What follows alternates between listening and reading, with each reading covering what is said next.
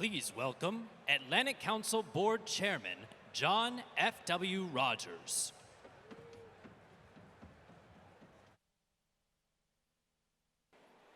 Ladies and gentlemen, good evening.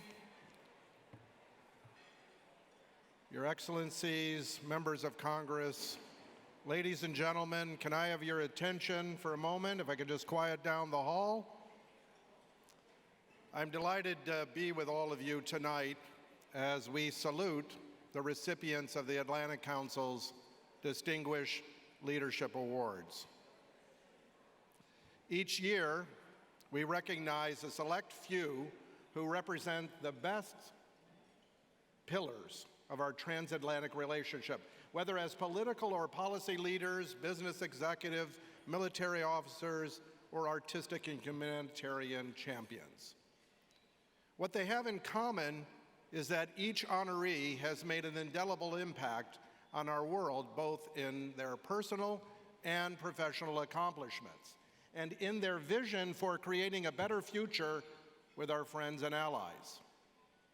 Tonight, as chairman of the Atlantic Council, it's a privilege to be able to say that for the first time in the Council's history, we're recognizing a group of all-women honorees.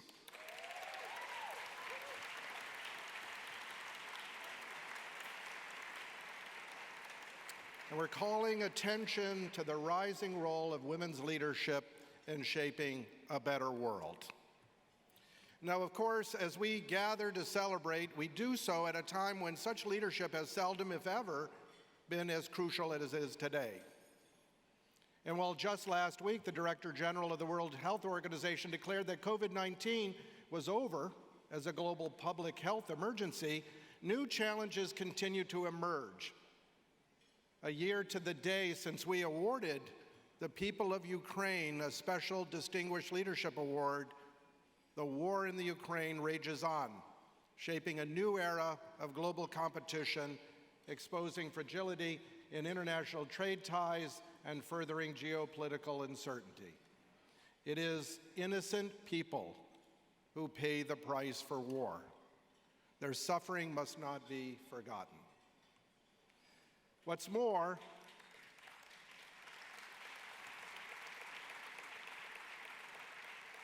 with the souring of the U.S.-China relationship, increased tensions, and potential systemic threat to world order, the post-World War II sense of stability has never been more threatened. The task now before the Atlantic Council is not just to diagnose the geopolitical moment in which we find ourselves, but also to inspire the United States and its partners to enhance their collective efforts to shape a better, more prosperous world. As an Atlantic Council community, we can be encouraged by how our organization is rising to the moment. We have provided action-oriented solutions for protecting Ukraine's sovereignty and freedom, and we have made clear why this war and the U.S.-China rivalry are struggles over what forces, principles, and practice will determine our global future.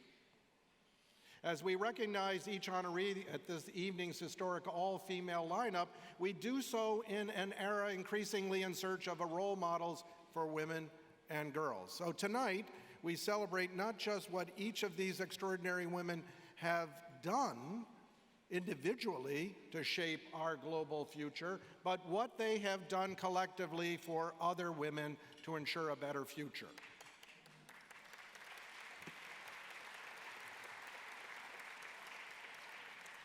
So in considering my remarks this evening, and where words can sometimes fall short of the physical and the visual expression in terms of rising to the moment, I was transported to an exhibit that was unveiled a few years ago at the Venice Biennial by a Nigerian artist, Peju Ulatesha.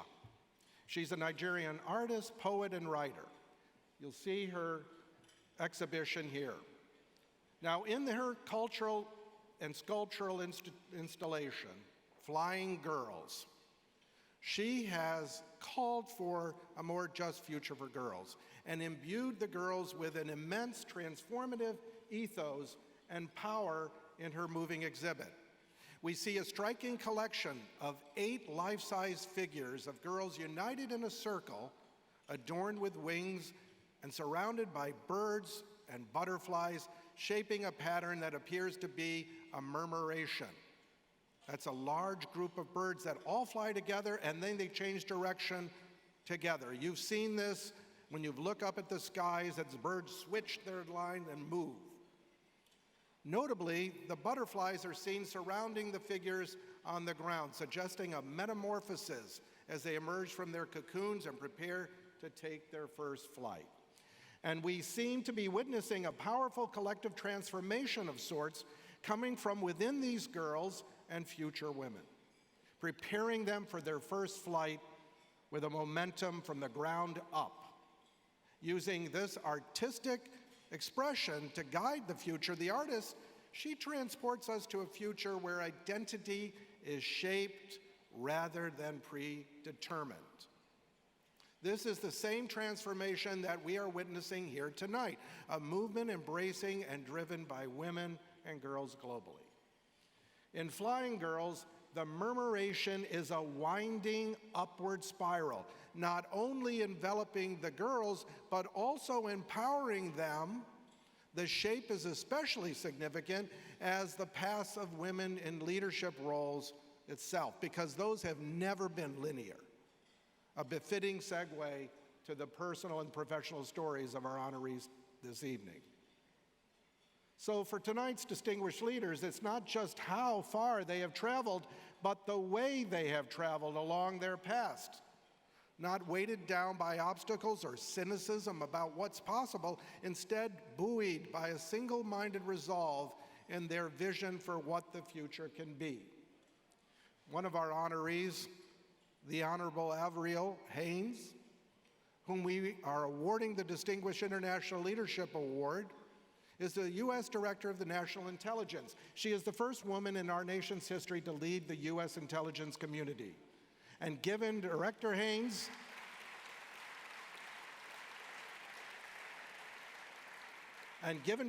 significant national security experience obtained through her service in all 3 branches of government and commitment to building a more resilient, inclusive nation through innovative intelligence, few are more deserving of our recognition. Avril grew up in an apartment in Manhattan's Upper West Side. Her father, a biochemist, her mother was a painter. And her mother became seriously ill when she was 12 years old. And still a child herself, she spent 4 years as her mother's principal caregiver, up until the moment of her passing. Left without her own mother as a role model, a younger Avril did not let her grief defeat her. She gathered her strength, she changed directions, and she deferred college for a gap year. She went to study Japanese martial art judo at Tokyo's Kodokan Institute, where she achieved an incredible feat, rising to a brown belt in just 1 year. Later, as a student of theoretical physics, Avril pursued a dream project of restoring a second-hand plane and flying it into Europe.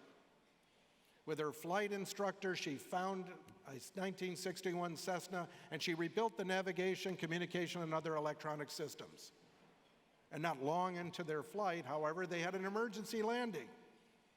But one upside to the failed adventure at that point was that Avril found a lifelong travel companion in her flight instructor, whom she is married to today.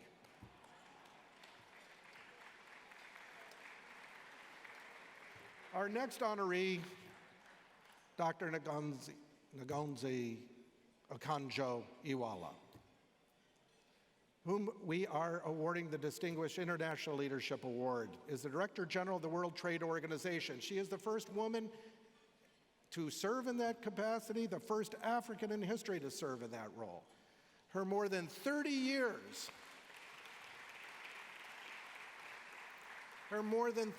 of public service includes a remarkable career at the World Bank and serving as finance minister of Nigeria, where she navigated intense personal and institutional challenges to implement far-reaching economic reforms. I can say on a personal note, when we started at Goldman Sachs our 10,000 Women's program, it was Ngozi, who herself said to us that we don't have a program, we have a movement. And for the last 15 years, her idea has impacted our work on behalf of women and girls across the world.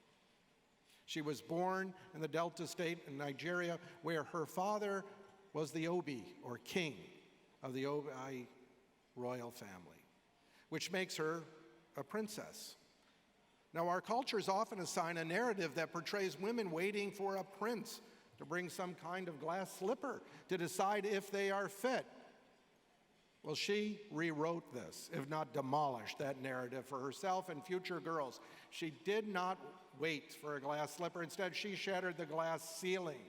And along the way, she made sure to create the same opportunities for all girls, especially those who do not come from a royal background, to have this path of economic empowerment. Our third honoree, Adina Friedman, whom we are awarding the Distinguished Business Leadership Award, she's the chair and CEO of NASDAQ. Adina went from working as an intern at NASDAQ to making history as the first woman to lead a global exchange. However, this path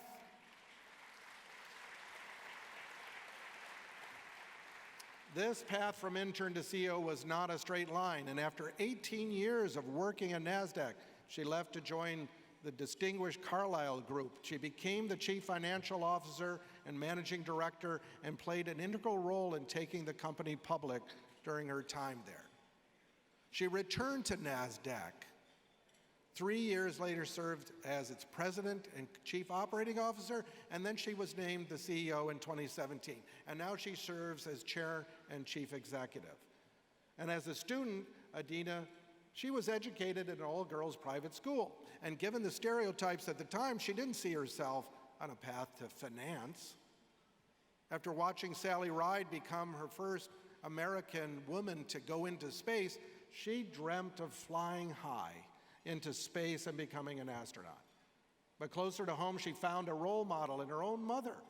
Originally a stay-at-home mom, her mother later followed her own calling and went to get her law degree and became the first woman named at her law firm. Later in life, as a mother herself, Adina had a similar moment of awakening, and after years of taking her 2 sons and husband to martial arts classes, she decided to follow her interest and pursue classes herself. And similar to all of our other panelists, but particularly to Avril, Adina rose to a black belt in Korea Taekwondo, which she now credits for helping her become more fearless in business. And fearless she is. And I can tell you firsthand, she's quite fearless. And tonight's fourth honoree, General Laura Richardson, whom we are awarding the Distinguished Military Leadership Award. She's the commander of the U.S. Southern Command. And General Richardson became the first woman Army officer to officially hold the position of Deputy Commanding General of Forces Command, and the only second time that a woman 4-star has laid a combat command. With more than 30-year storied career in the United States Army, her command is the largest in the U.S. Army, responsible for training and preparing active, reserve, and National Guard troops to meet the requirement of commanders around the globe. And as a student, Laura was an all-American swimmer. Her path in life is seeing her thrive on land and on sea and in the air. Because when we talk about flying girls, General Richardson got her pilot's license at the young age of 16, a literally flying girl, joining, I suppose, her co-pilot here tonight, Avril Haines.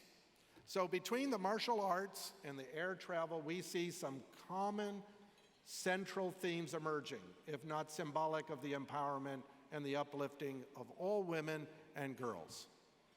And then finally, ladies and gentlemen, tonight we pay special tribute to the women and the girls of Iran.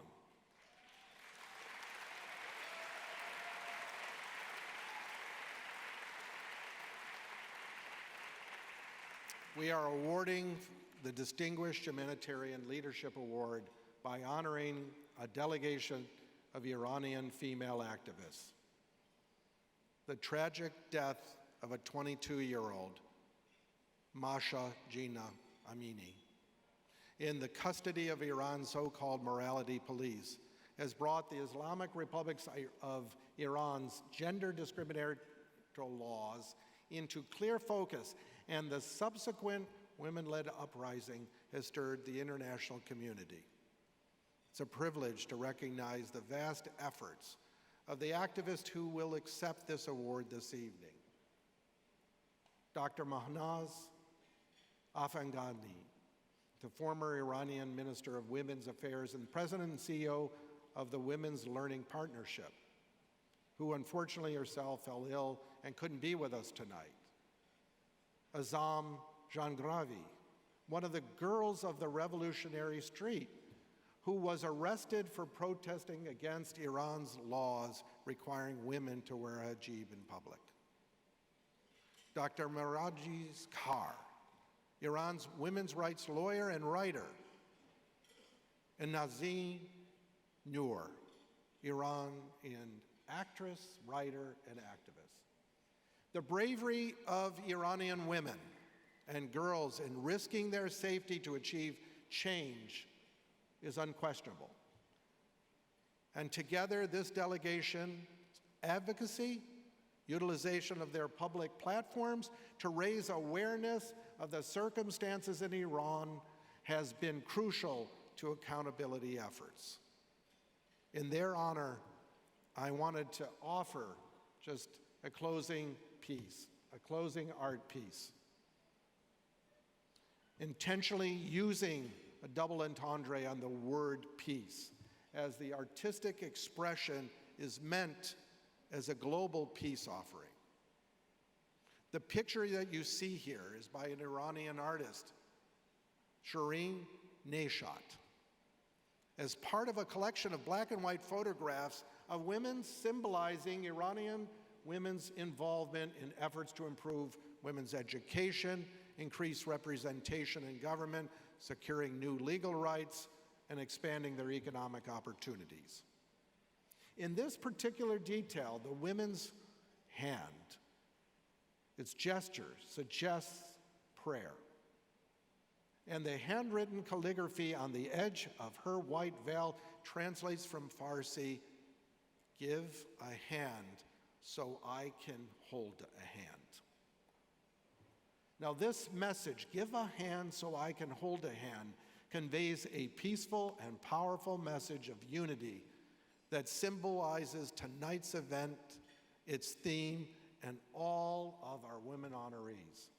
It calls out to our global community, especially poignant in this pandemic recovery era, to reconnect our hands, literally and figuratively. So, ladies and gentlemen, thank you for all being here to celebrate these remarkable women. On behalf of the Atlantic Council, our co-chairs for this evening, I just want to take this moment to offer our hands in celebration of their honors. Thank you.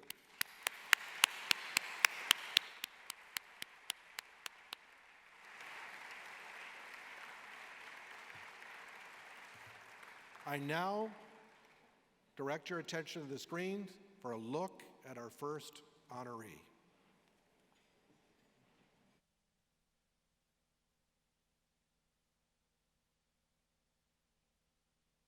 If I have the honor of being confirmed, I look forward to leading the intelligence community on behalf of the American people, to safeguarding their interests, advancing their security and their prosperity, and to defending our democracy, our freedom, and our values. Avril Haines was sworn in as the 7th Senate-confirmed Director of National Intelligence in U.S. history and the first woman to lead the U.S. intelligence community. I am grateful and even more so humbled by the trust that you placed in me for this role.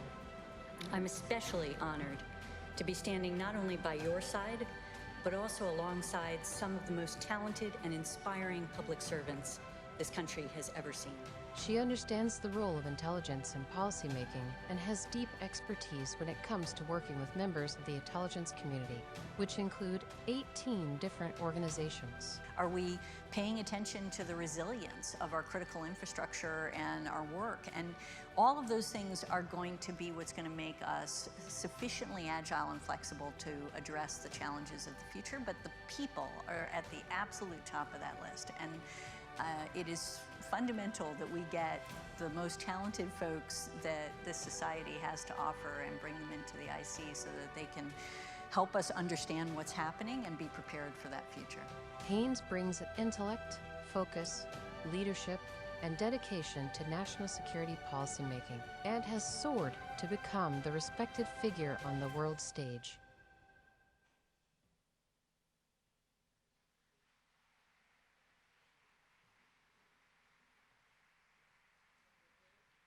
To present the Distinguished International Leadership Award, please welcome Atlantic Council International Advisory Board Chairman, Stephen J. Hadley.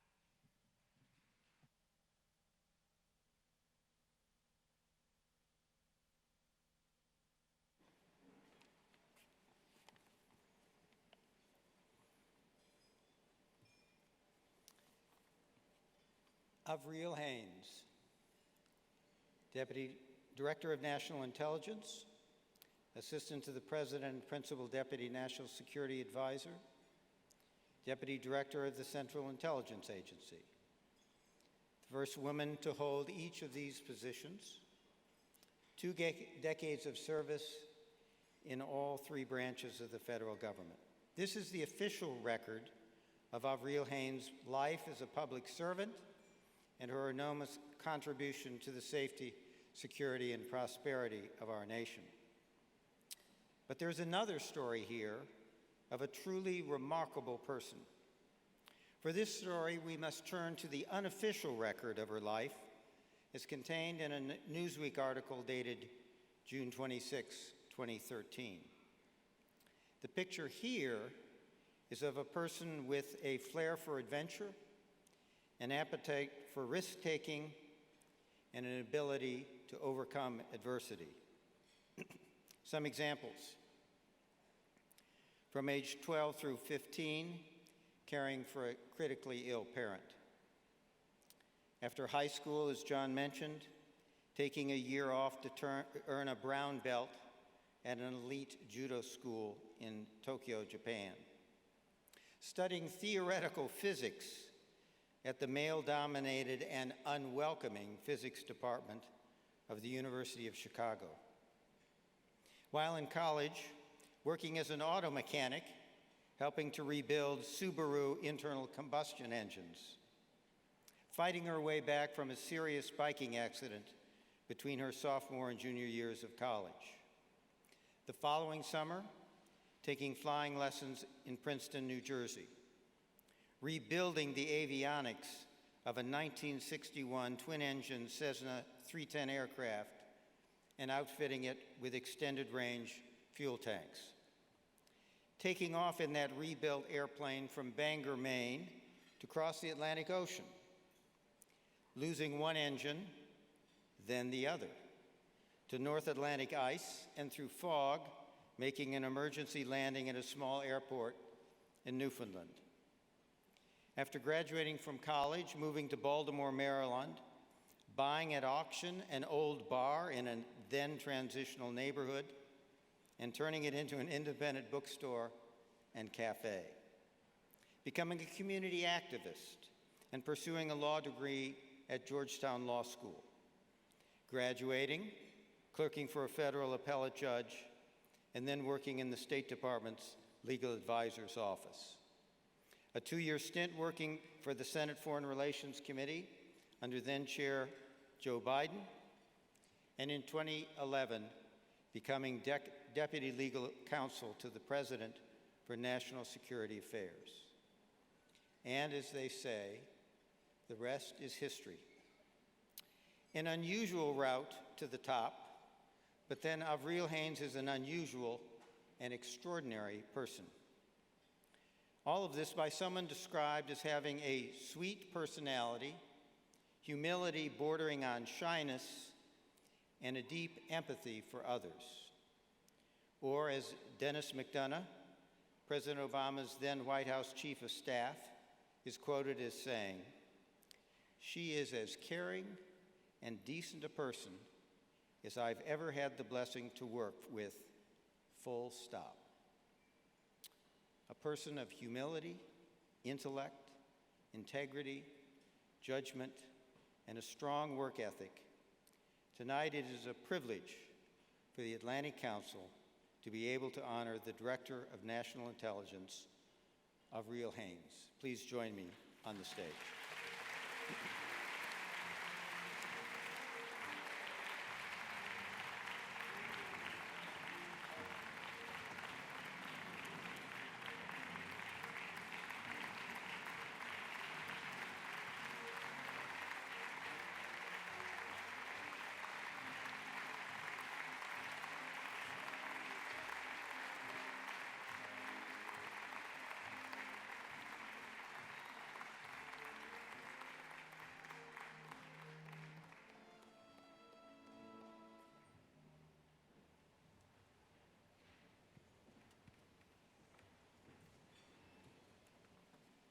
All right, that was utterly terrifying.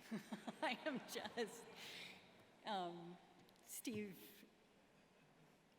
it is genuinely overwhelming to be honored alongside, first of all, such an extraordinary group of female leaders by an institution that I have so much respect for and whose leadership in the form of all of you and the many remarkable board members who are here tonight in particular, embodies the best of what I aspire to in public service. It does not feel quite real, to be honest. I also realize, though, that this award is really more of a testament to the work of the intelligence community that I have the privilege to represent, and the many thousands of officers who day and night around the world relentlessly work to advance our and our allies' national security, of which there are many, many women who are just, I think, looking out today at the extraordinary awardees who I am put up against, or which I have no business to be, but nevertheless and are inspired by them.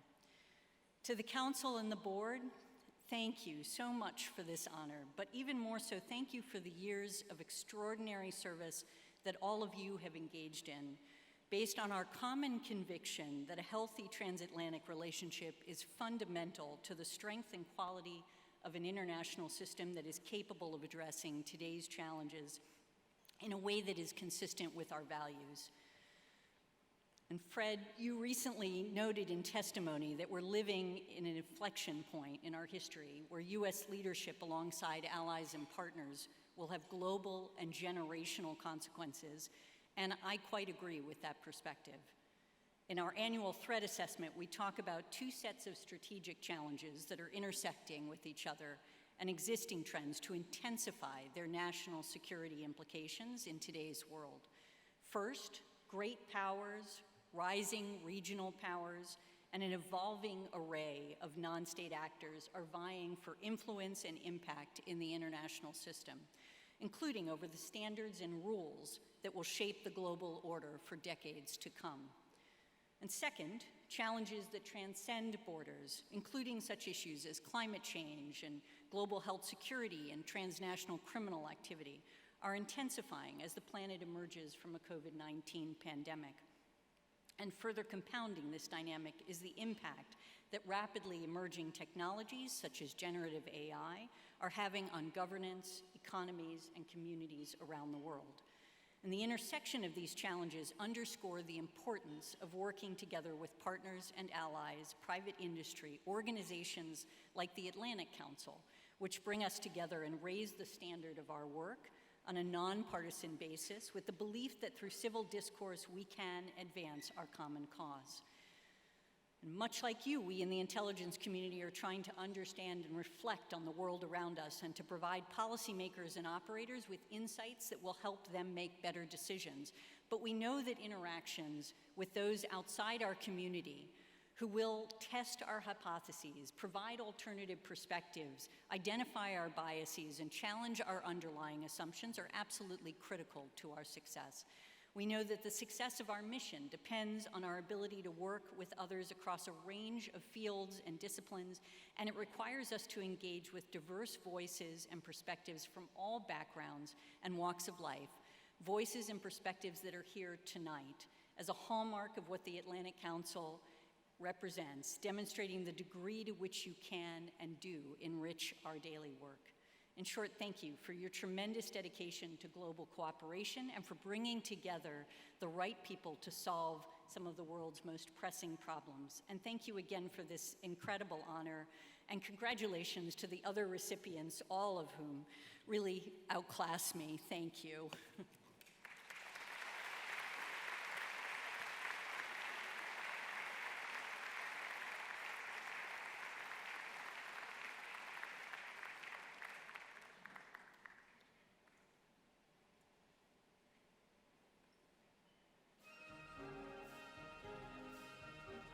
Now, to put this promotion in perspective, there were 6,372 officers that were commissioned in 1986 with Laura.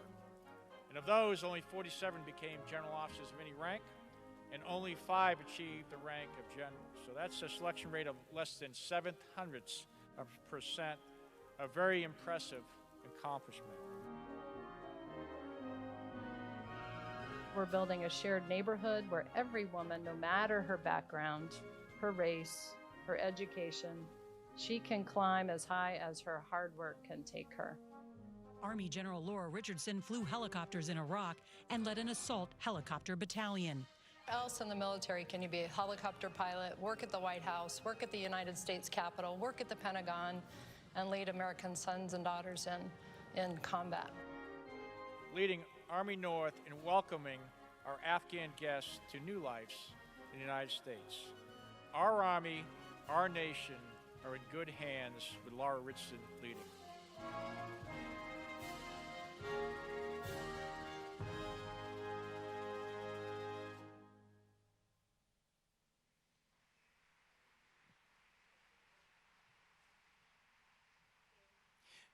To present the Distinguished Military Leadership Award, please welcome Atlantic Council Executive Vice Chair, Adrian Arsht.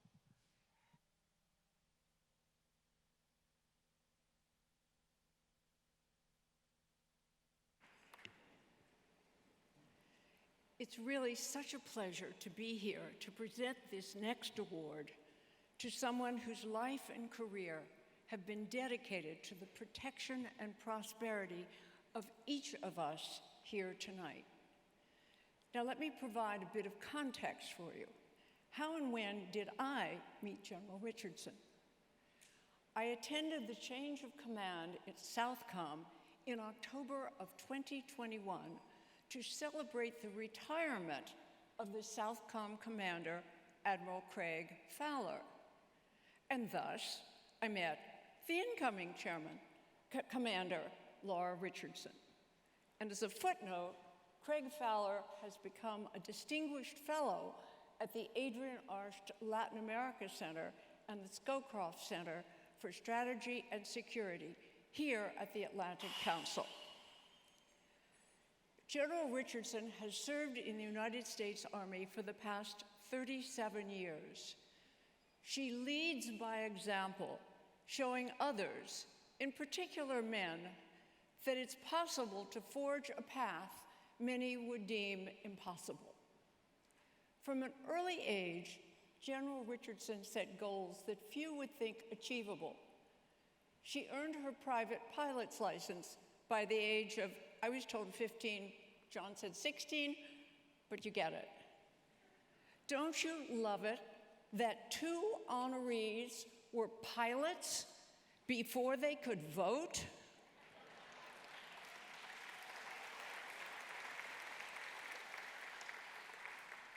And if you think she spent all of her time in the air, think again. She was also an accomplished competitive swimmer, and I might say, like Christine Lagarde, who was equally a synchronized swimmer in France. It's easy to see why the Army was eager to recruit a person with such gumption, and it certainly makes sense that her accomplishments wouldn't have stopped there.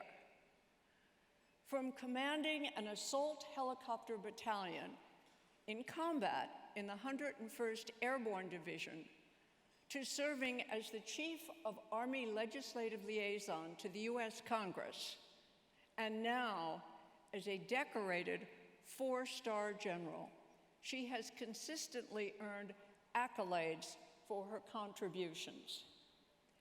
Obviously, it's particularly special to me that General Richardson has had such extraordinary accomplishments across South and Central America and the Caribbean. As you know, that's my wheelhouse. In addition to strengthening military relationships with our neighbors to the south, General Richardson has maintained a steadfast U.S. presence in Latin America and the Caribbean by providing COVID-19, climate, and humanitarian crisis relief, focusing on how to impede the illicit drug trade and prioritizing 21st century security challenges. Now, more than ever, General Richardson's role in working with regional partners across the Americas will be pivotal in building a more secure, equitable, and prosperous future for the region. Simply put, she is a beacon of leadership for women and girls who wonder if a career in the military, in a cockpit, or in a room often filled only with men is a career worth pursuing. She is an undeniable example of leadership, integrity, and determination. And now, it is my great honor to present the Atlantic Council Distinguished Military Leadership Award to my friend, badass General Laura Richardson.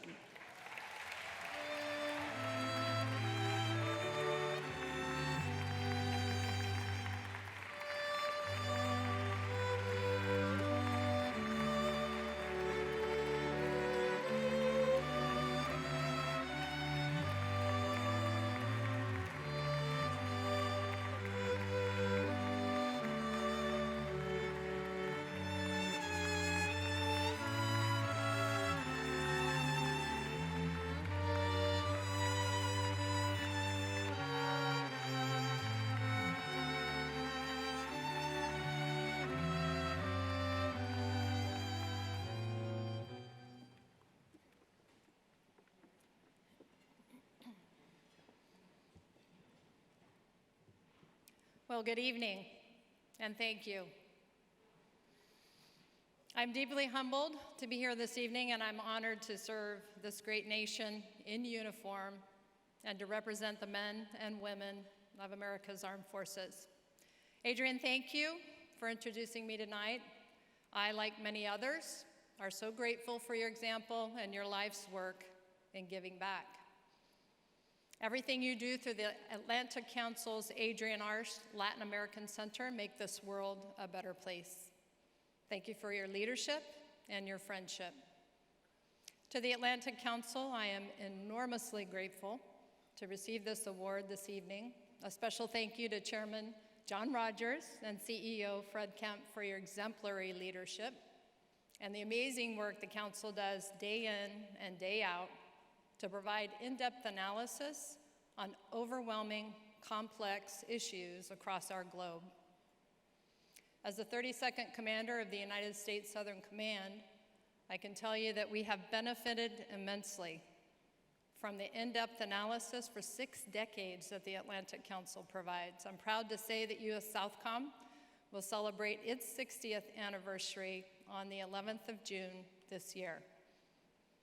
Latin America and the Caribbean is a vast region of 31 countries with 28 like-minded democracies, and U.S. Southern Command works very closely with their military and public security forces on security cooperation initiatives. All of this is based in human rights, the rule of law, and the professionalization of their forces. But now this region requires a call to action. All of our partners are struggling to deliver for their people. They're suffering from the devastating impacts from COVID and the 170 million people that were thrown into poverty. This is a vicious cycle of insecurity and instability that transnational criminal organizations create. They are more powerful, they're violent, and they have diversified their portfolio. They not only traffic drugs, they traffic humans, they conduct illegal mining, illegal logging, deforestation, and illegal fishing.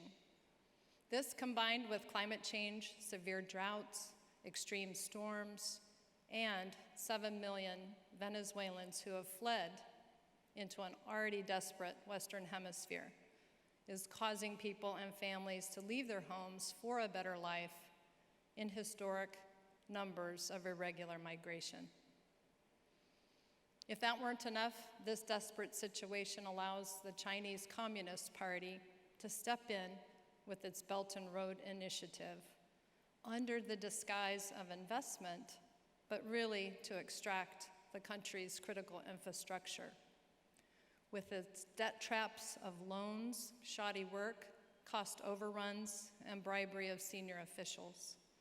Countries have no other choice other than to turn to the CCP to try and show some sort of progress for their people. And Russia, with its prolific disinformation campaign, delivered through Russia Today Espanol, Sputnik Mundo, Telesur, with over 31 million followers in Latin America. It only further exacerbates the situation, and especially during presidential elections.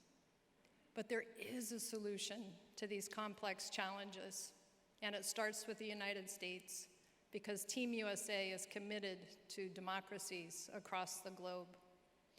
Bringing together all of the elements of national power in a strategic, focused effort at the same time to form Team Democracy and assist struggling democracies to overcome these challenges. And so they don't have to rely on a communist government such as the CCP for help.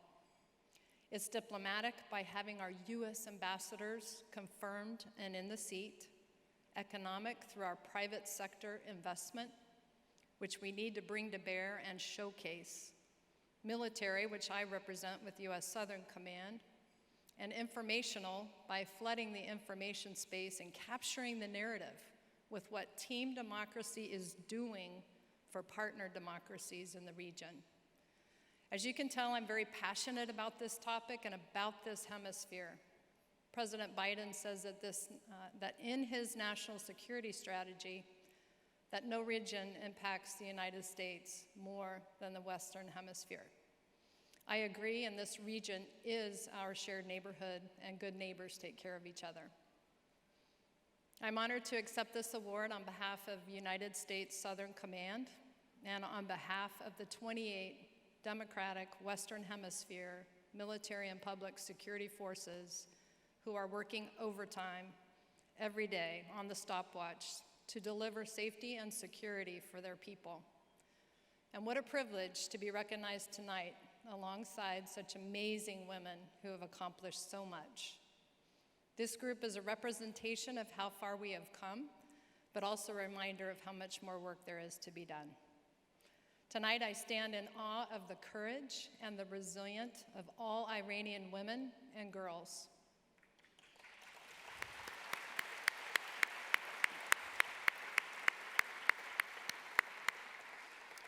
Women, peace, and security is a critical component of successful democracies, and it's a key part of all the engagements that I do in the hemisphere. We must be intentional about recruitment, retention, training, and advancement of women, because if we take our eye off the ball, we risk losing an entire generation. As we set out to shape the global future together, none of us can do it alone. We need a community like the Atlantic Council and everyone here tonight. I've been fortunate to have a great community of support made up of family, friends, and colleagues. I'd like to thank my husband, Jim, who served in the Army for 40 years and spent 35 of it married to me. Our daughter, Lauren, and my granddaughter, Anna, who are here with me tonight, for all the love and support they provide. Thank you, Atlantic Council, and ladies and gentlemen. I just want to thank everyone and really appreciate everything that the Atlantic Council does, Adrian Arst, and all of you here this evening. Thank you very much.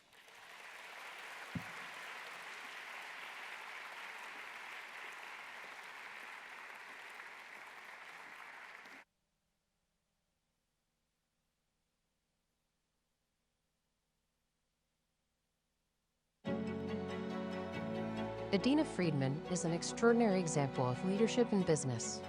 From her early start at NASDAQ to her time at the Carlyle Group, and then returning as president and CEO of NASDAQ, Adina's tireless determination towards innovation and her business acumen clearly sets her apart in all that she does.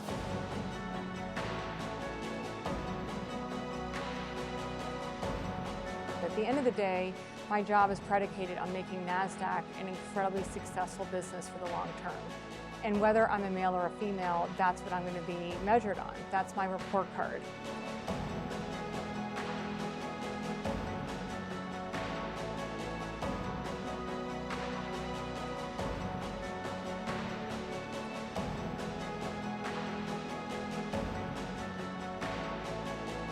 Adina's passion and dedication to lead NASDAQ and its employees is exemplary. With Adina at the helm, she will no doubt take NASDAQ to extraordinary heights and beyond.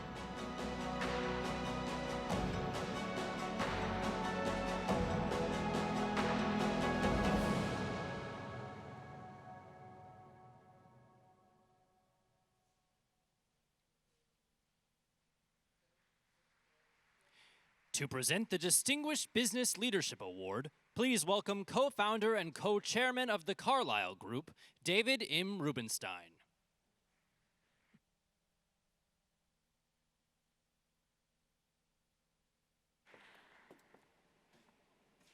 Over the years, I've made a number of personnel decisions at Carlyle.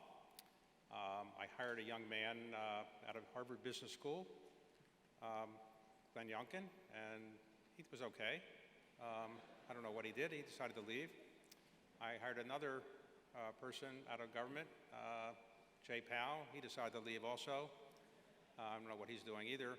But in some of my personnel decisions, I've made some pretty good decisions and some pretty bad decisions. I'll let you judge whether those decisions were good.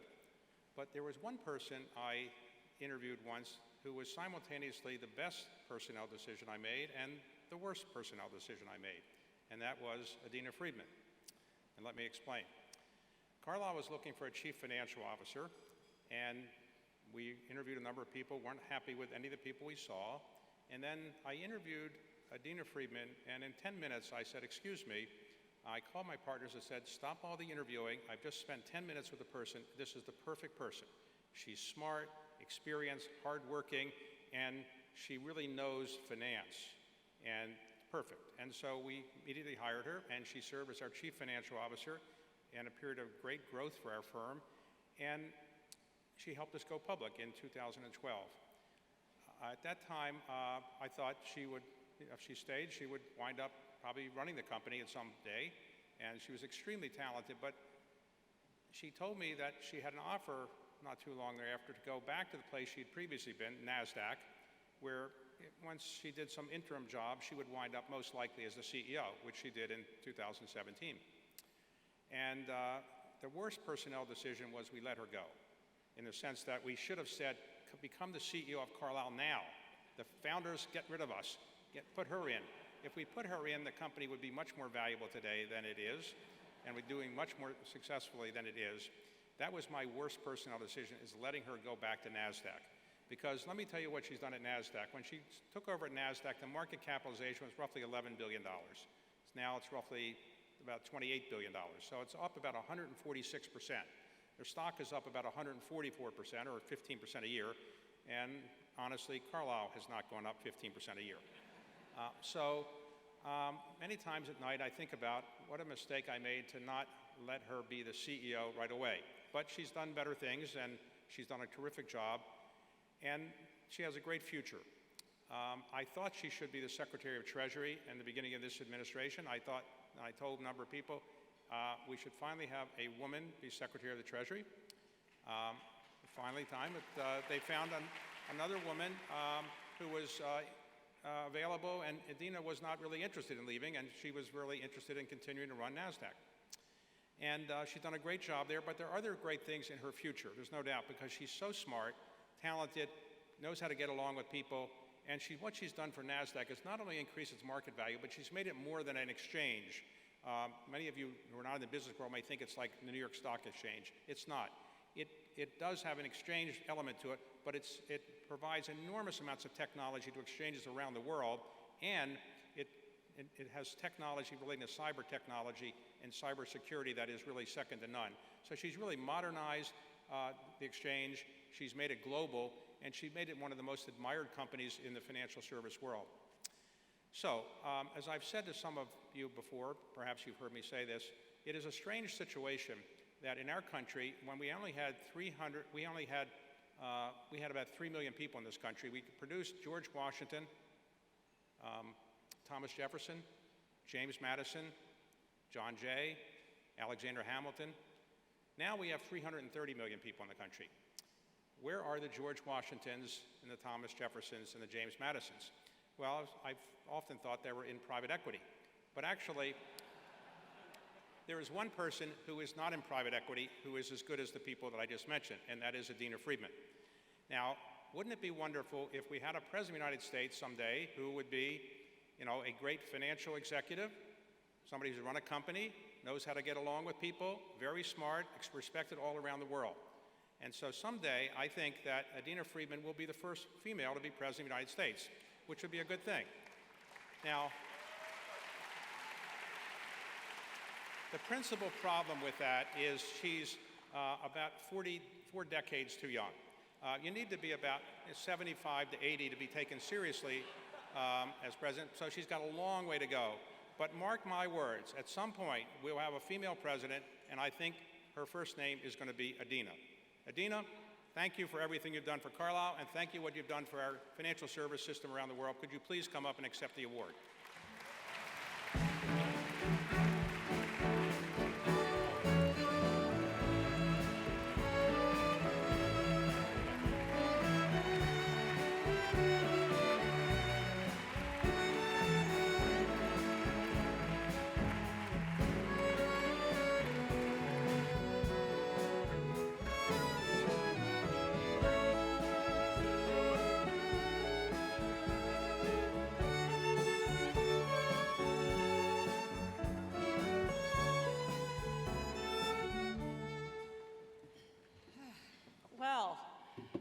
That was unexpected. Good evening, everyone. What a great honor it is to be recognized tonight as a recipient of the Distinguished Leadership Award. I am truly humbled to be among this amazing and incredible group of accomplished and groundbreaking leaders receiving this award tonight. It's also an honor to be recognized by the Atlantic Council, an organization that recognizes a fundamental truth about the moment that we're living in. When faced with global challenges, we must find global solutions. And this is, in fact, the ethos at NASDAQ. We know that markets are foundational to strong economies and to vibrant entrepreneurial ecosystems. And that's why we're committed to using our expertise and our technology to help build trusted market infrastructure all over the world. In addition to serving our own markets, both in the United States, and we also own many of the markets in the Nordics, with our technology and expertise, our technology powers mission-critical operations at more than 2,300 financial institutions and 130 marketplaces worldwide. Our marketplace clients rely upon us to help them build vibrant capital markets within their countries, which then serve as the underpinning of their economies. Additionally, our bank clients turn to us to help them eradicate criminal activity within their banking networks with our world-class anti-financial crime technology solutions.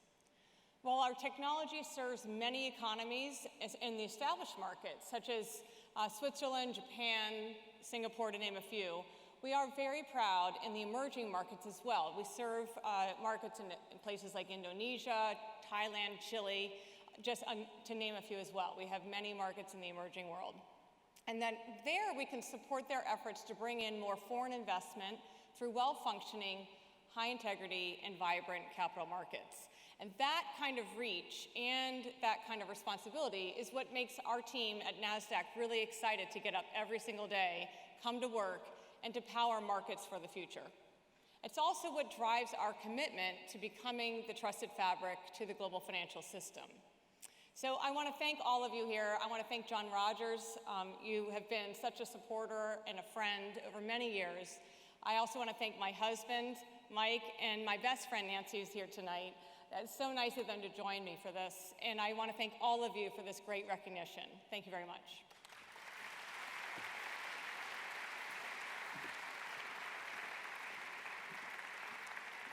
Please welcome Atlantic Council President and CEO, Frederick Kemp.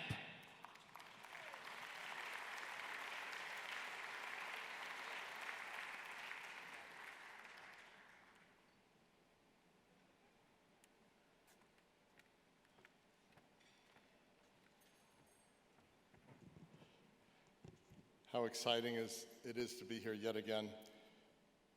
Avril Haines, what you represent, thank you so much for mentioning my own testimony to the House Intelligence Committee. It is a historic inflection point. Our leadership as a community is absolutely crucial to how this turns out, but thank you for your leadership. General Richardson, we heard about a lot of your firsts from Adrian Arst, but I want to mention another first, which is this is the first time we've had an awardee who has come here with 3 generations of family. Her daughter, Lauren, her 6-year-old granddaughter, Anna. I met them both before we began this evening. You may be very respected, impressed by military leadership and her leadership, but a 6-year-old girl at a dinner like this, any of you who've had children, that is real leadership.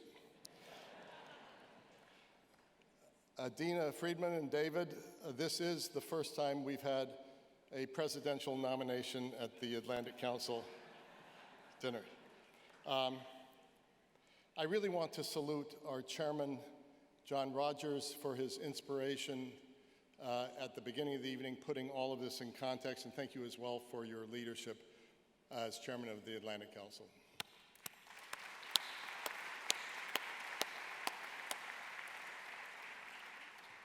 As John said at the outset of this evening, we provided our greatest honor last year for the first time ever collectively to an entire people, the people of Ukraine. President Zelensky accepted the award by video, telling the stories, harrowing stories, of several individual heroes. Said Zelensky, and I quote, "Behind the courage and wisdom of our people, there are thousands of real stories, names, and heroic feats." 15 months later, that Ukrainian courage and historic unity of its democratic allies has held thus far. As we brace for a potentially decisive spring counteroffensive, the response to Russian aggression has been remarkable thus far. But it has thus far also remained insufficient to turn the tide. At this historic inflection point, we stand with Ukraine.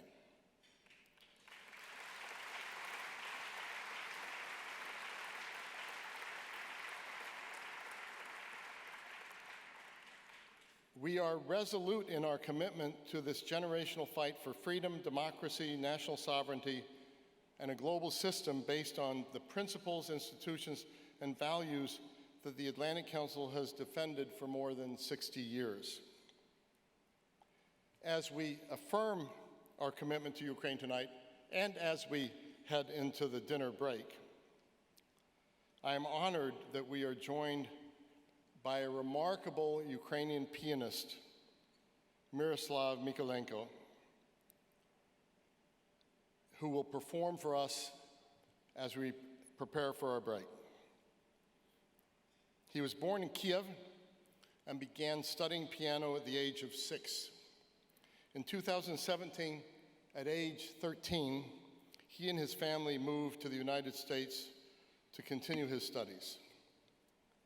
In the years since, Miroslav has gone on to receive high honors and critical global acclaim.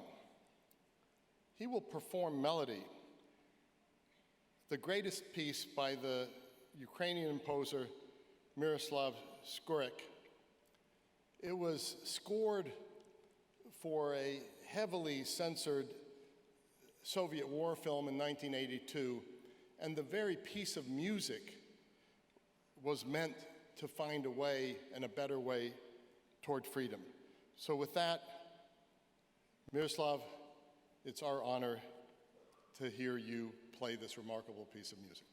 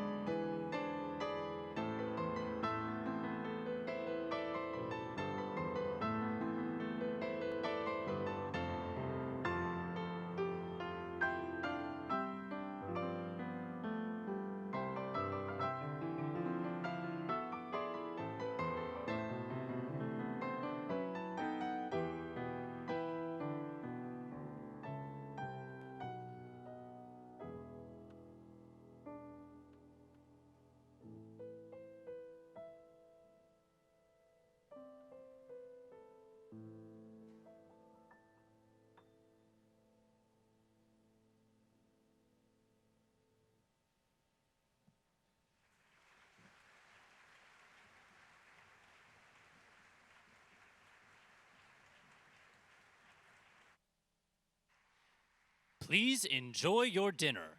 Thank you.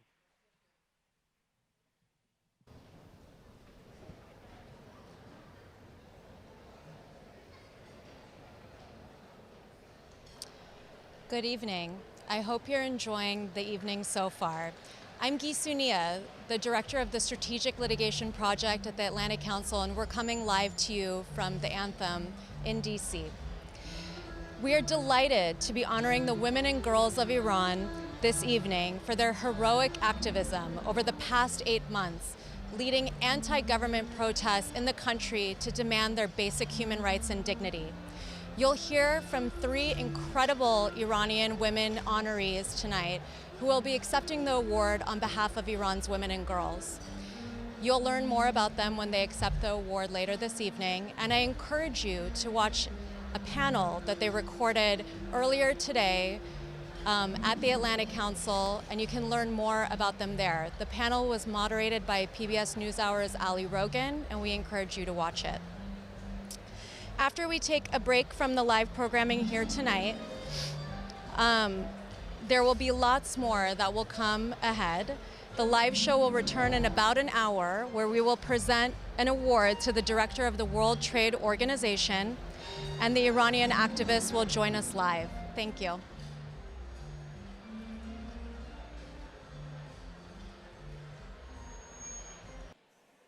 We're about to have a special message regarding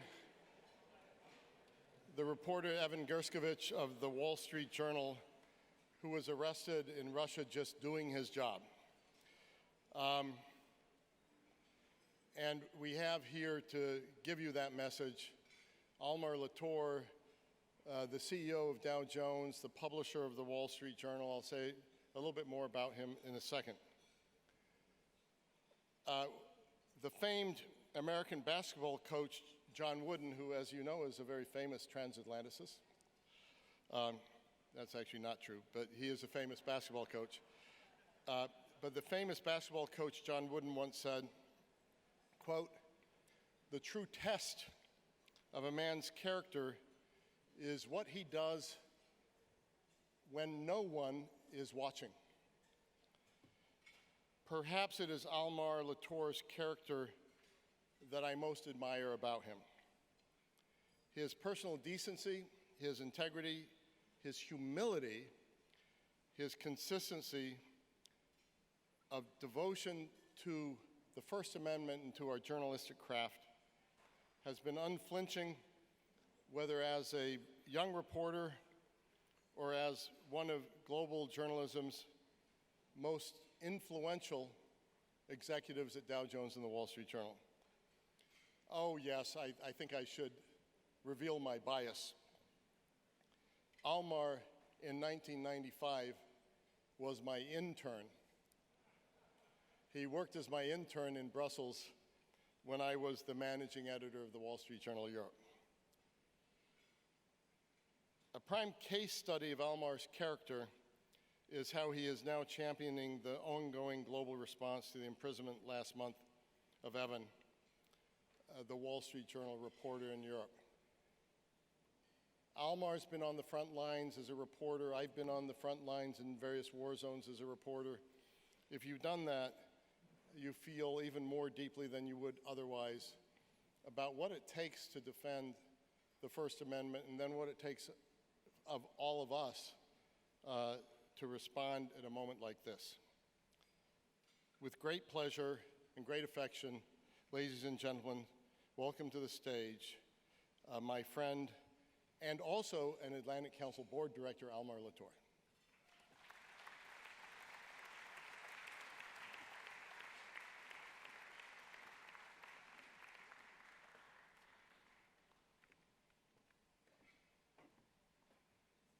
Well, I believe Fred made clear one thing, always be nice to the intern.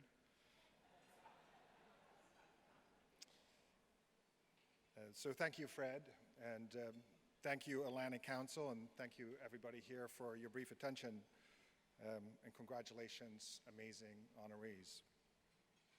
There's probably no group gathered in one room together that's as committed to freedom as all of you are. You have dedicated your professional lives to that. And I know many of you have put your actual lives on the line for freedom, so thank you. Tonight I come to you to talk about a shared commitment to freedom. As Fred mentioned, 6 weeks ago, our colleague, Wall Street Journal reporter Evan Gershkovich, was unjustly arrested in Russia. He remains today incarcerated in a Russian prison on false charges of espionage.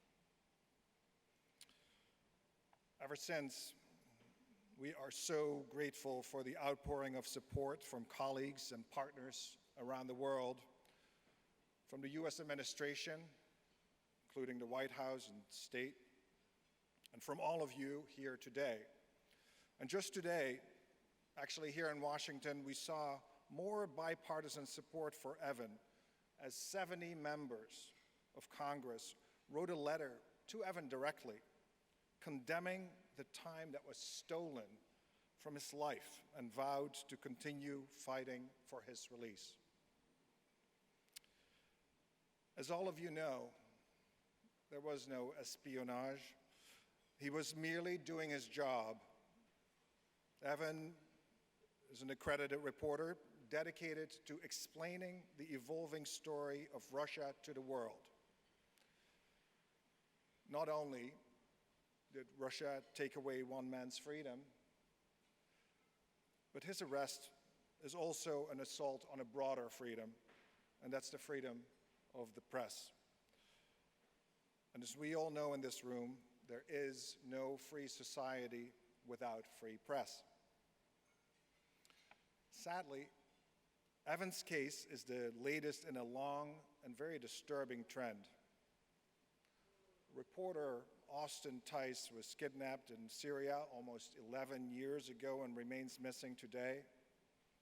More recently, publisher Jimmy Lai remains imprisoned today in Hong Kong, and just last week, Nicaraguan journalist Hazel Zamora was arrested and charged with spreading false news. She now faces up to 10 years in prison. All in all, a record number of journalists, 363 of them, were imprisoned in 2022 alone, and that figure has nearly doubled since 2015. So, we all know this. Journalism is under attack.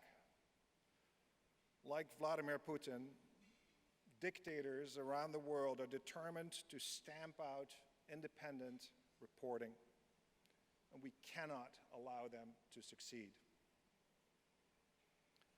Evan's arrest is a symbolic reminder of the fight that we find ourselves in today. It's autocrats versus the power of the pen, disinformation versus reliable information as the bedrock of free society. The world is watching. It's watching how the US and democracies everywhere respond to this assault on the press. The world is watching how we in this room are responding. As defenders of freedom in this room, we have to form a united front. We cannot rest until press freedom is secured. We will not rest until Evan's freedom is secured.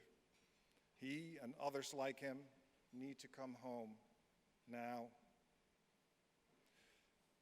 The fight for their freedom ultimately is a fight for all of ours. So please, keep Evan at the forefront of your conversations and do what you can in your position of responsibility to make sure that the strong men the world over know that this room will not let freedom whimper away. Thank you again for all that you are doing every single day, and God bless.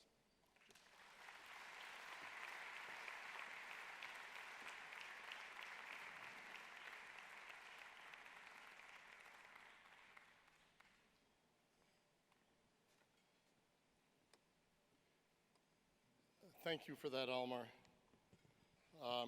It's an incredibly important message. There's so much we have to do on the front lines of freedom now. I know it surprised a lot of you who know me well that Almar was my intern since we look pretty much the same age. But thank you all for a remarkable first half of the evening. As always, thank you to Luke Frazier and the American Pops Orchestra. Big round of applause, please.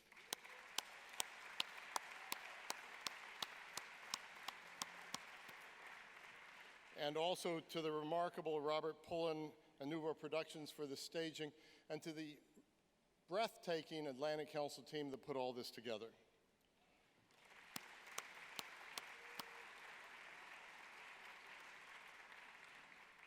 Thanks as well to Marcus Dola of Penguin Random House for the books you will see in your gift bags as you leave. Marcus Dola, a member of our International Advisory Board. Now, he always gets a big round of applause from the crowd here. Don't forget to take your bags. The books are always one of the highlights here. Most of all, thank you for gathering tonight as a community of common cause. 550 of you from more than 40 countries, including former heads of state, cabinet ministers, members of Congress, CEOs and business executives, civil society and media leaders, artists, and previous Atlantic Council honorees, including Adrian Arsht, Lord George Robertson, and Luis Alberto Moreno, who are all here this evening. Thank you for being here.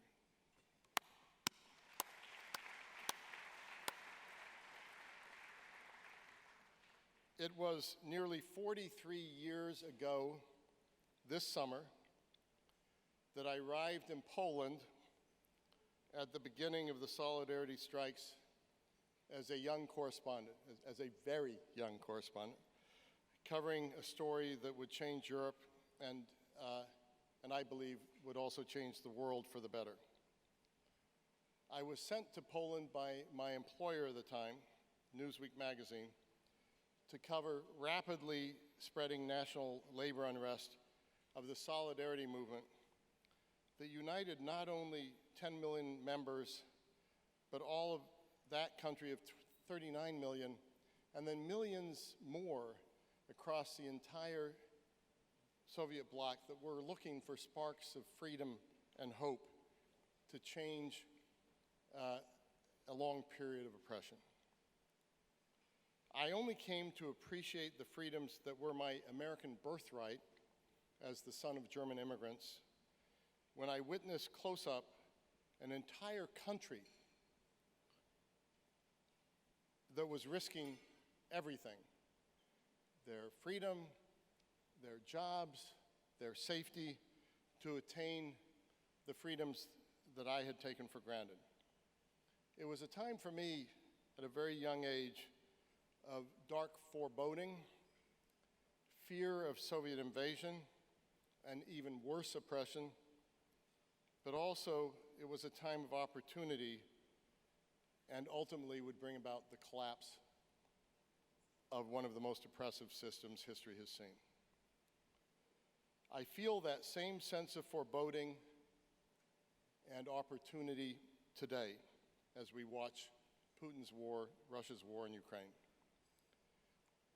I also feel a similar sense of gratitude that I felt then to the Polish people, to the Ukrainian people, to remind me once again of what it takes to defend freedoms we take for granted.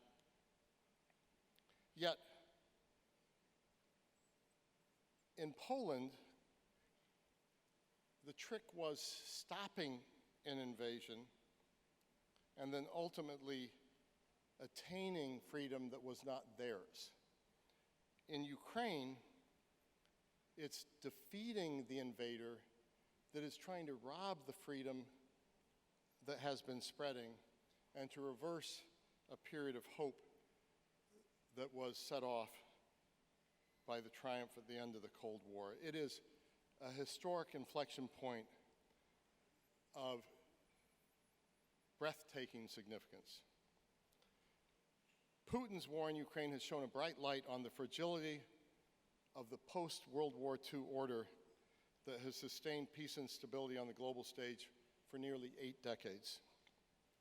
Against that backdrop, China's rise as a global superpower poses an even more significant challenge to that world order, which has guided our community for decades. It's a time for common cause, not for war, not for violence, for common cause, to reestablish our belief in our values and what it takes to defend them, and then to adjust to a new period of time. Some people say we have to separate the war in Ukraine from China and China's challenge. I think the challenges are inseparable. This is not a time for half measures. The future of the global order is at stake. Its institutions, its principles, its values, as imperfect as they are worth defending. And that is what motivates the Atlantic Council and our mission and our purpose of, quote, shaping the global future together with our partners and allies. And I hope that's why many of you are here tonight. These headwinds have produced a stronger, more relevant, and more global Atlantic Council, as our chairman, John Rogers, said earlier this evening. So first and foremost, and this is the time of night where we get to salute all of you who are participating in this community. I would like to ask the following groups to stand. Atlantic Council board members, please stand. Atlantic Council International board members, please stand. And International Advisory Board members, please stand. And Atlantic Council staff, please stand. Please join me in applauding this remarkable group.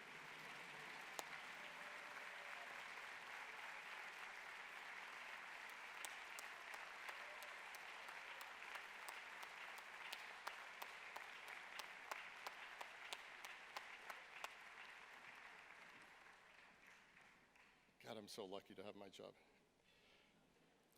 As is our tradition, I also want to salute tonight's co-chairs who are in attendance and whose generosity allows us to do our work. Please stand as I call your names, but I also ask the audience to hold its applause until I conclude. Adrian Arsht, John F.W. Rogers, Airbus represented by Jeff Niddle, Blackstone Charitable Foundation, Bradley, represented by John Skeeters and Carl Hopkins, Georgetown Entertainment, represented by Franco Nusqueze, Chevron, represented by Colin Parfit. And Colin, I'm sorry, I practiced how to pronounce your last name. I'm not sure I got it right when I was sitting with you earlier today. Ahmed Chirai, Edelman, represented by Gurpreet Brar. Gurpreet, that's a big applause. FedEx, represented by Gina Adams. Hunt Consolidated, represented by Paul Schulze. Kirkland and Ellis, John and Susan Klein. KNDS, makers of the Leopard, represented by Bob Schultz and Ron Phillips. Kroll Plus, represented by Alexander Mirchev. Leonardo DRS, represented by William Lin. MAPPA, represented by Nahir Nardimchi. William Marone. NASDAQ, represented by Adina Friedman. One America Bank, represented by George Lund. Amit Oren. Penguin Random House, represented by Marcus Dola. Charles O. Rizzotti. SAIC, represented by Nazik Keen and John Bazell. Thales, represented by Alan Pagrini. A round of applause, please, to everyone.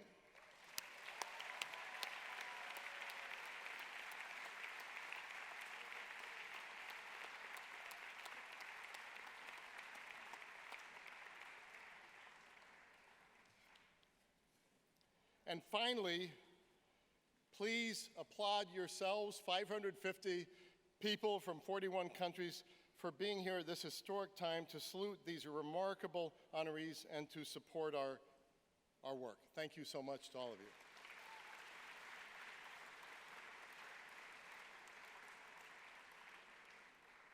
With that, ladies and gentlemen, please turn to your screens again for the next element of our program, our Distinguished International Leadership Award.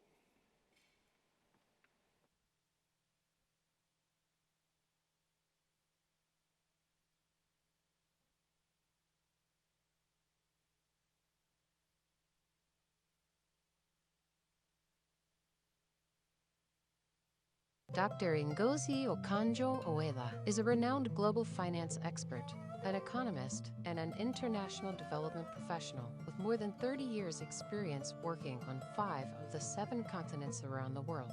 Being the first woman and the first African means that one really has to perform. I've always said these are wonderful things. It's groundbreaking. All credit to members for electing me and making that history. But the bottom line is that If I want to really make Africa and women proud, I have to produce results. And that's where my mind is at now. Famous for her courageous work as finance minister of Nigeria, Dr. Ngozi dealt with the effects of corruption, including the kidnapping of her own mother. She is the definition of bravery and resilience. Choosing a DG WTO should be on merit.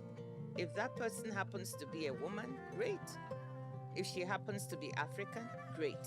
I hope it's a sign not only to women and girls in my country, but to women and girls worldwide that the world is ready and women can do it. Dr. Ngozi is a tireless advocate for change and continues to be an example and beacon of hope for women everywhere and for the next generation. And above all, we have to engage our young people. We have genius in our young people. I see it every day. It's what makes me wake up in the morning and feel ready to go.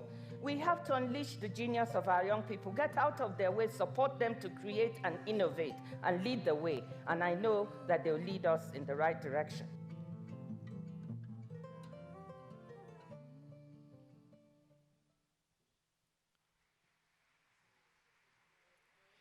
To present the Distinguished International Leadership Award, please welcome American University President, the Honorable Sylvia M. Burwell.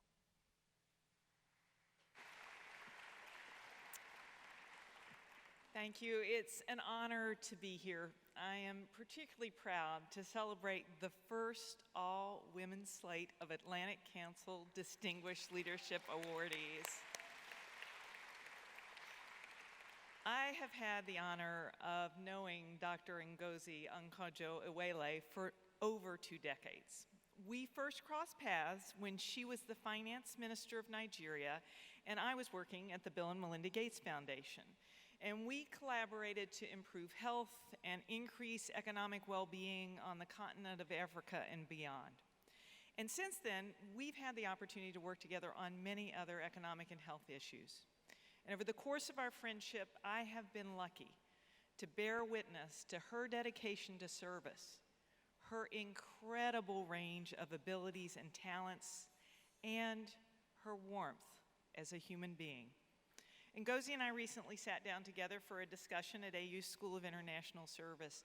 And during our conversation, she reflected on her childhood growing up in Nigeria, raised in her early years by a grandmother who taught her that our worth in life is defined by how we serve our community. She shared how this belief has always led her to ask this one simple question before taking on a new task: how will this help others?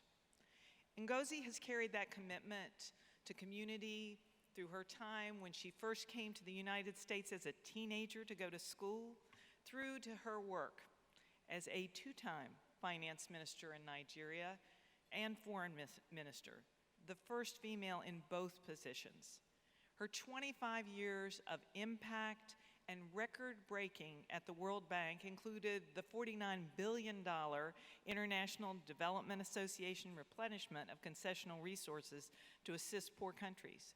Her contributions to United Nations and G20 commissions as chair of the board of Gavi, her many academic achievements, and her role as a mother and grandmother, and now as the Director General of the World Trade Organization. As the leader of the WTO, she is committed to ensuring that the preeminent global trade organization works to enhance living standards, to help create employment, and support sustainable development. She is a global visionary who believes that trade can help women and other marginalized populations beat inequality, and that the WTO has an important role in increasing economic well-being for all. It is truly my honor to present my friend, Dr. Ngozi Okonjo-Iweala, with the Atlantic Council's 2023 Distinguished International Leadership Award. Welcome.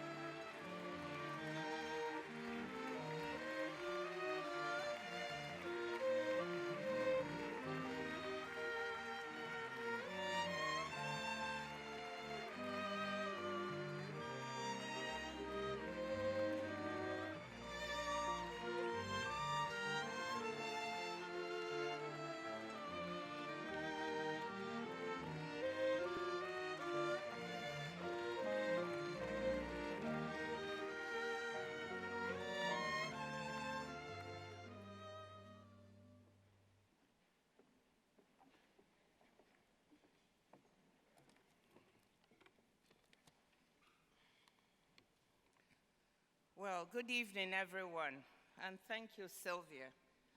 That was really beautiful. You yourself, you're a prime example of the kind of leader that women and girls look up to. I want to start by thanking my family, because I wouldn't be here today without their love and support. And I have today my sister, Dr. Njide Odochi, my son, Ngozi-Okonjo-Iweala, and my indefatigable advisor, Nicole Mensah. Thank you for being here with me today.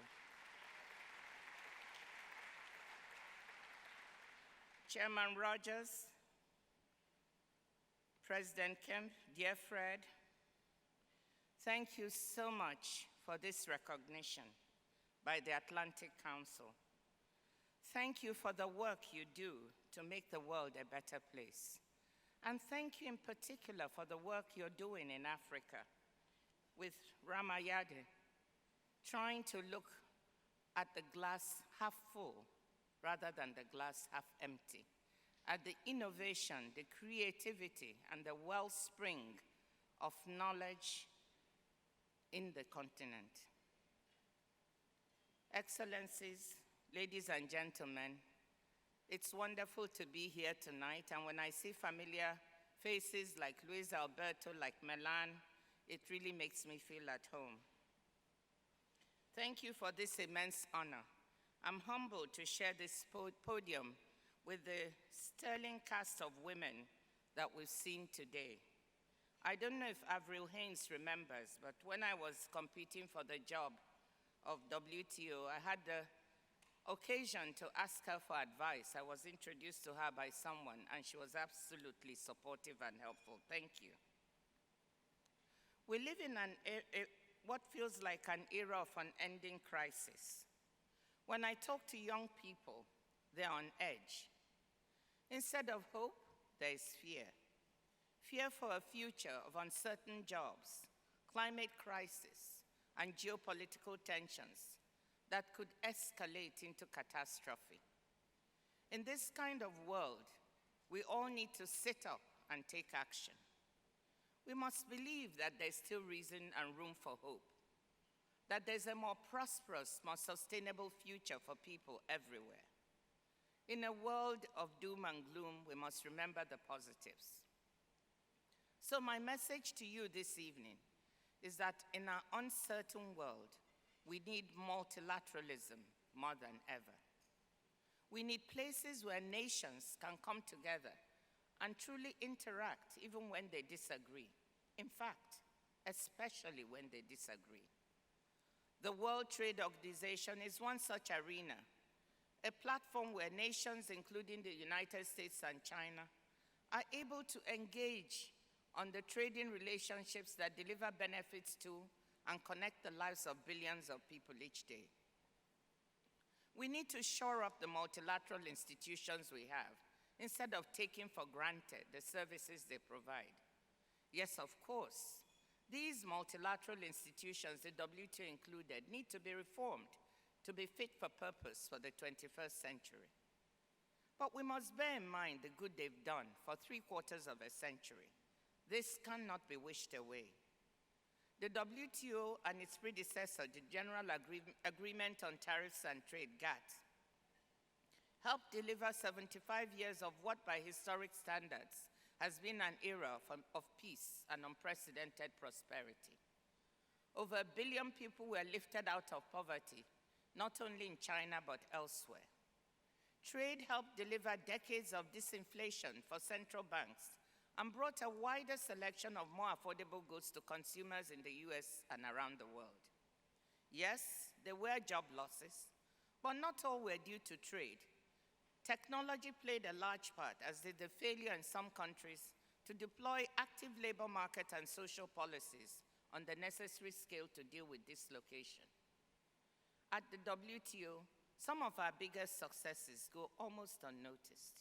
For instance, our information technology agreement, which is very popular with the business community, especially the semiconductor industry, has eliminated tariffs on what in 2021 was close to $3 trillion worth of trade, in products like servers, manufacturing equipment, computers, and mobile phones.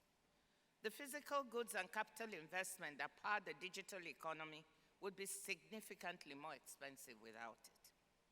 So if we let multilateral fora wither, if we fail to preserve what they are doing well and improve what needs improving, the costs will be high. From our trade perspective, some of these costs are quantifiable.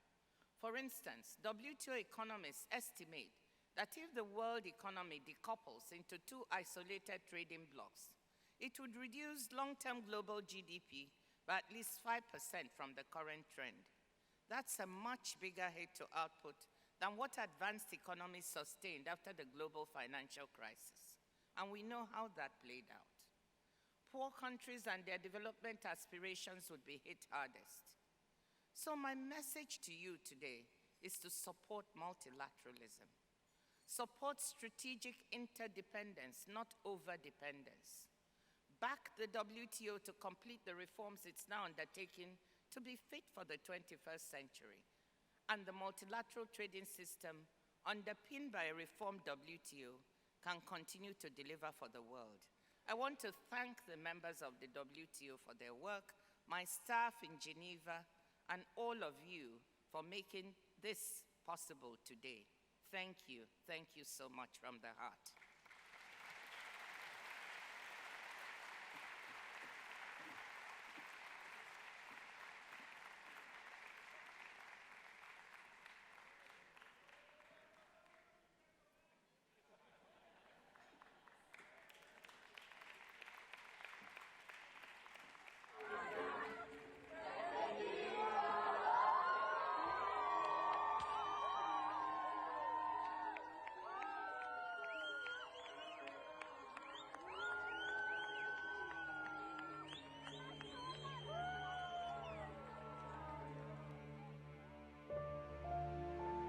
It's been more than 7 months since protests rocked Iran after the tragic killing of 22-year-old Kurdish Iranian woman Mahsa Amini.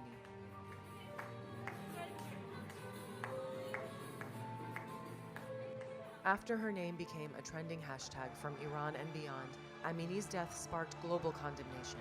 The protests, mostly led by women, demanded an end to mandatory hijab, but turned into a national revolt calling for the removal of the Islamic Republic and accountability for human rights violations and corruption. Activists have challenged mandatory hijab and discriminatory laws against women for decades. Since Mahsa's death and in open defiance of the Iranian regime, thousands of women have been seen ditching their mandatory hijab. Iranian authorities have clamped down and begun installing cameras in public places to catch unveiled women. Authorities have also shut down hundreds of shops and restaurants in retaliation for not abiding by the obligatory rule. Despite the heroic bravery of Iran's women, they are still treated unequally under Iranian law. Nevertheless, the fight for women's rights and, more broadly, the Iranian people's fight for freedom will continue because of the courage of Iranians who dare to protest. The people of Iran will not stop until the Islamic Republic is no more.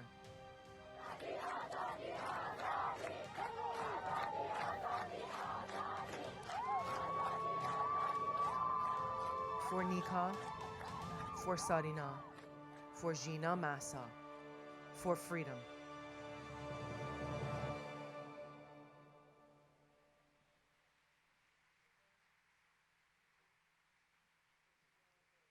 To present the Distinguished Humanitarian Leadership Award, please welcome Executive Director of the Georgetown Institute for Women, Peace, and Security, Ambassador Melanne Verveer.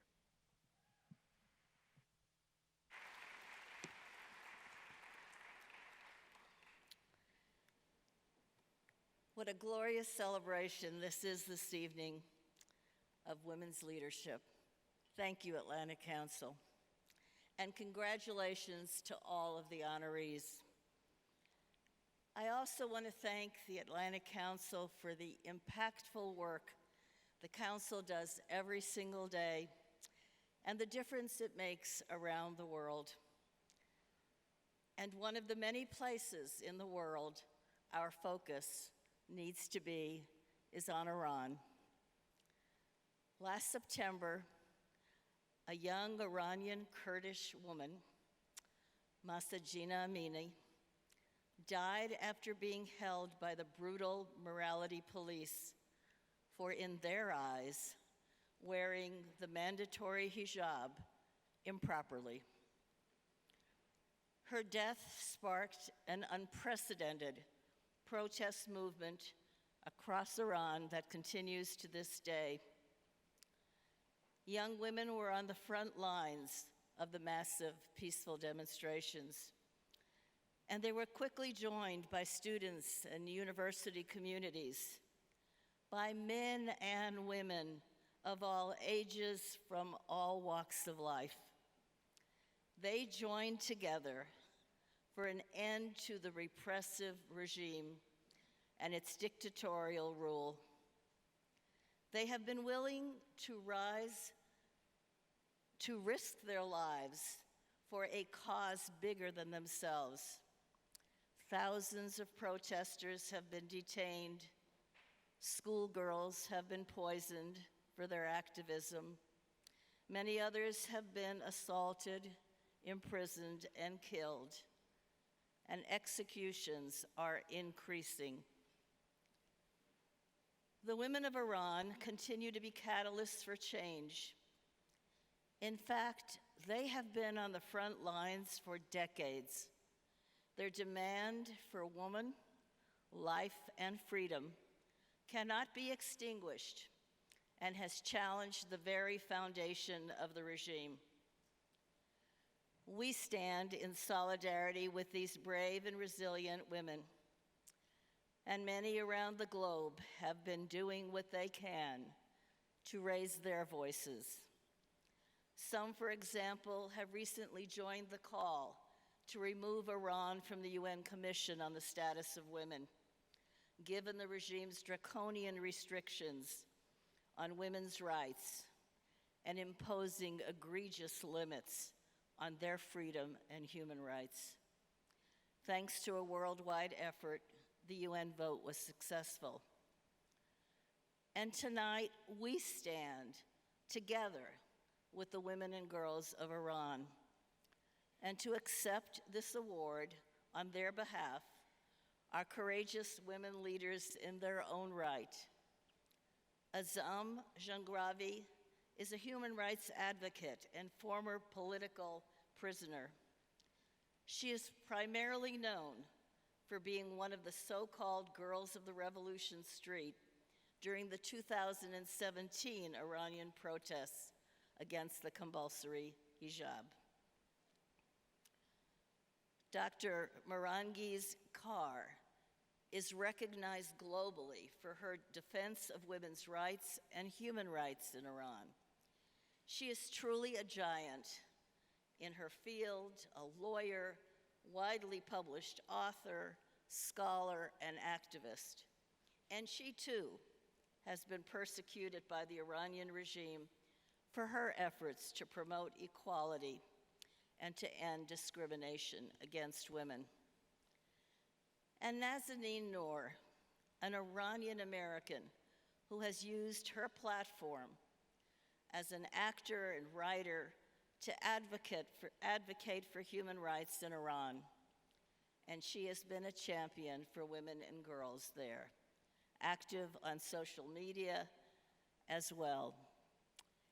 And in a recent post, she wrote, "I know there's an absurd and depressing amount of terrible things happening in the world at any given moment.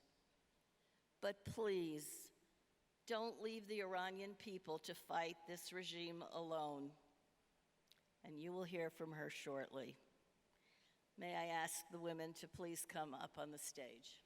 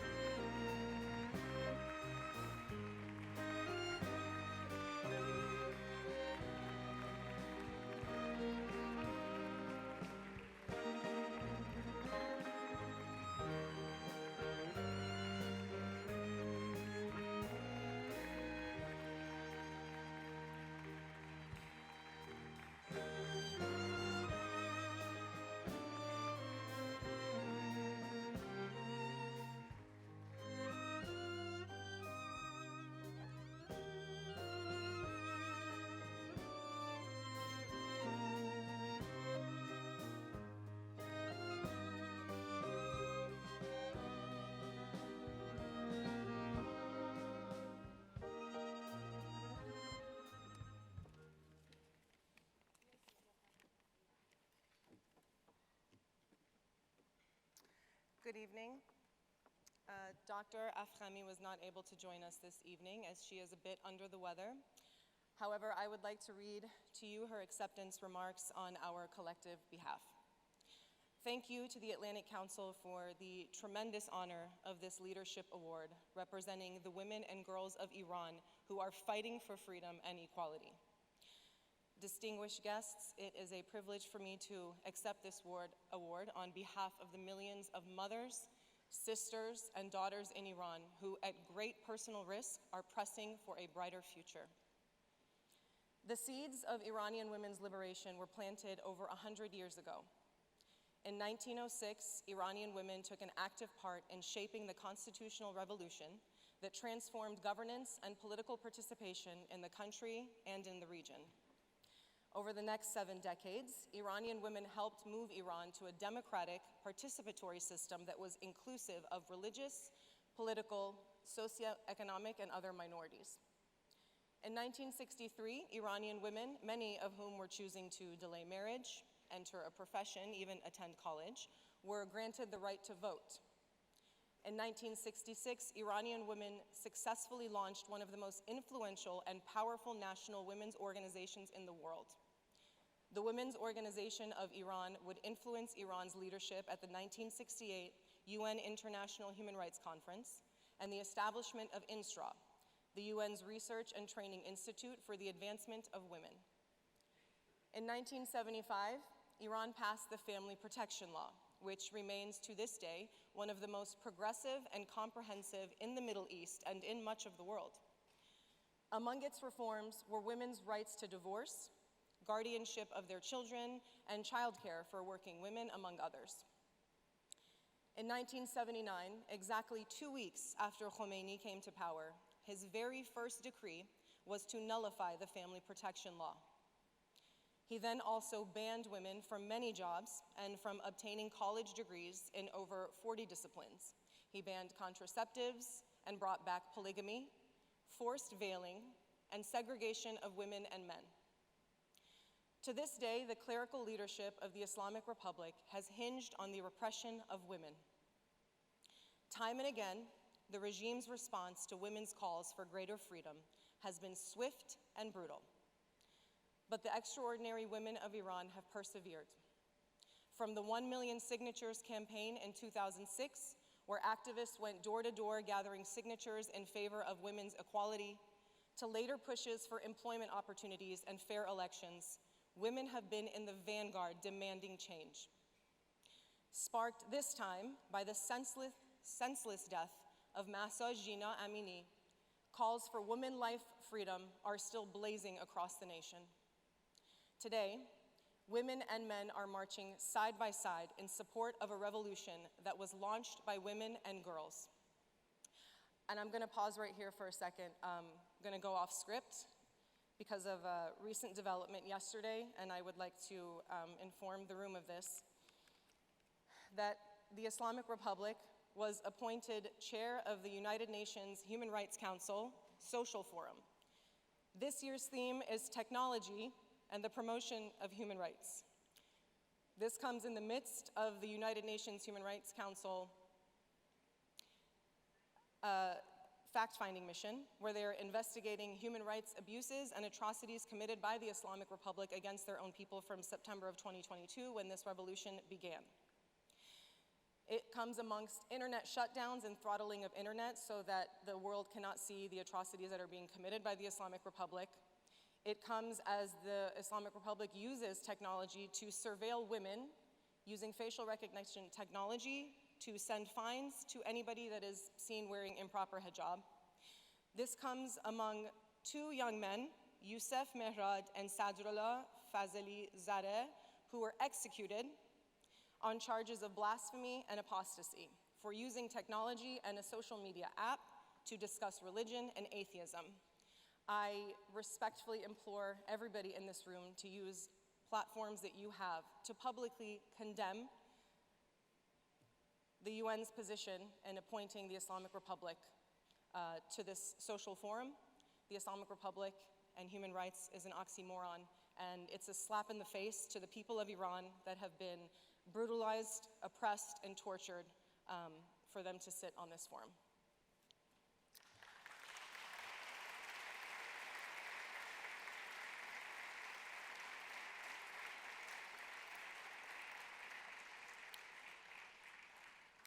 This is the first revolution in history to be initiated by women and supported by men. It is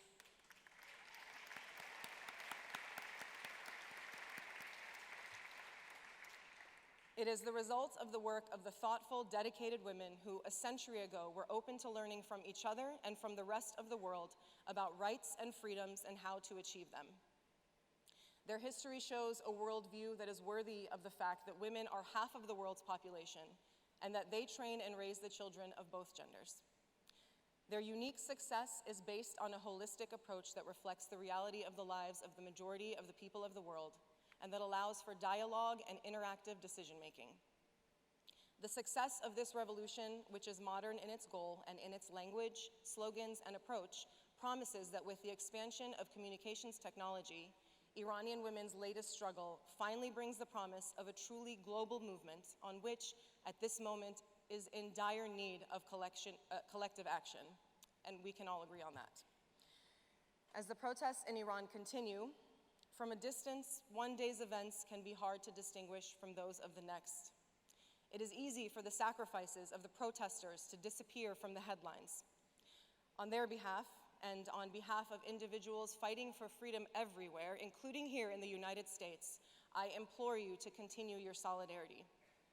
I implore you to support democracy. I implore you to stay the course on equal rights for all. In doing so, you fuel the memory of Mahsa Jina Amini and the continued dream of freedom and equality for Iranian women and girls. Thank you.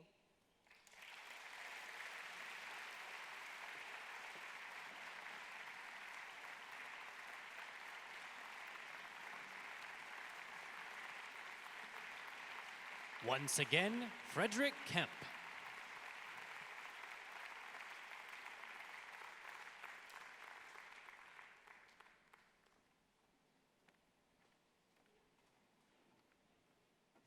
Thank you, Milan, for that introduction.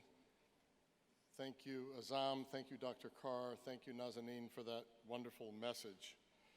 A couple of you have come up to me tonight and said, so why did the Atlantic Council decide to do an all-women honoree cast for the first time in its history?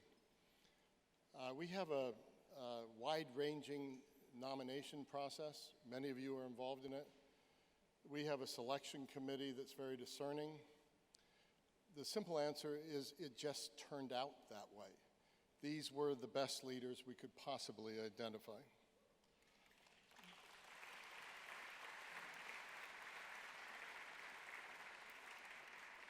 Thank you for the honorees for inspiring us. Thank you for all of you for supporting us. Now, the breathtaking Nova Payton, internationally acclaimed recording artist, Broadway star, will bring us home. Please listen to her every note.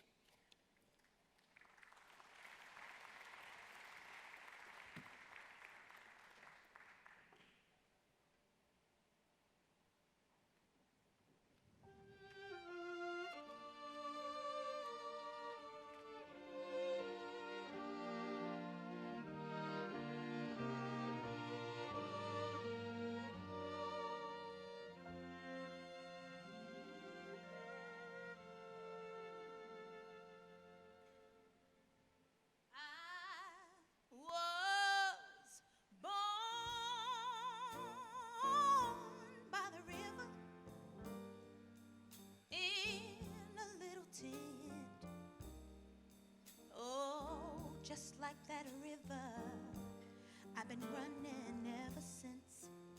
It's been a long time coming, but I know a change gonna come. Oh, yes it will. It's been too hard living, oh, but I'm afraid to die. Said I might not be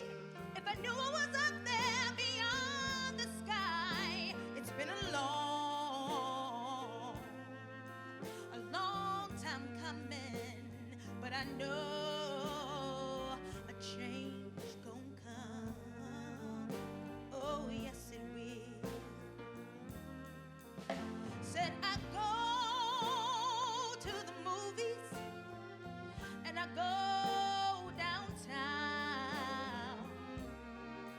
but somebody keep telling me, hey, don't hang around. It's been a long time coming, but I know a change gon' come. Oh, yes, it will. And I go to my